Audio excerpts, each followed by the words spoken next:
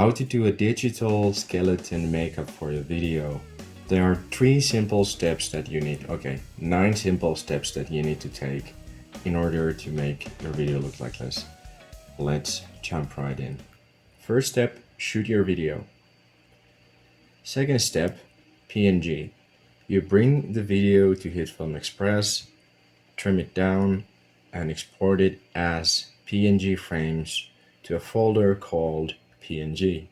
Third step, key. Now you choose one keyframe where the image is sharp and your eyes are open.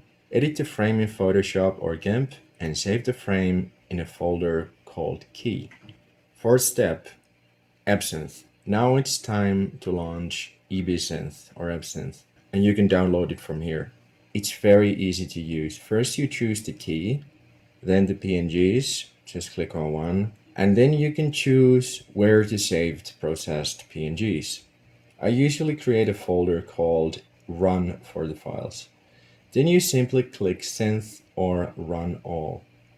You can also use multiple keyframes in EbSynth, but in this tutorial I used only one and got a satisfying result.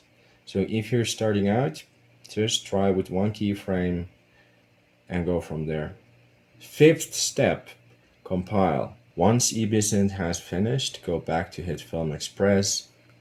Click here to add an image sequence to your media browser and then drag the video on the timeline. You can change the timecode to frames by right-clicking it. This helps to align the video if you don't remember where it should start. Sixth step, transitions. For the transition, you can simply create a fade in and fade out to the beginning and to the end of your clip. You can do this by clicking on the opacity slider on the timeline while holding down the control button. This way you can add these anchor points to your timeline, and by moving them with your cursor, you can create this fade in and fade out effect. Seventh step, grading and effects.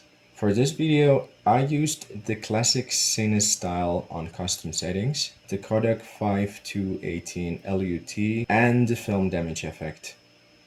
For background music, I got this guitar track from my friend Poppy, and follow him on Instagram.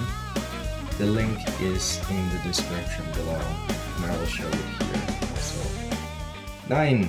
Now it's time to render and publish the video. Normally I use the YouTube 180p preset for videos, but you can also use the vertical aspect ratio for TikTok or Instagram. If you need a preset for TikTok videos in Hitfilm, check out this tutorial where I quickly show you how to create one and render the videos in vertical aspect ratio.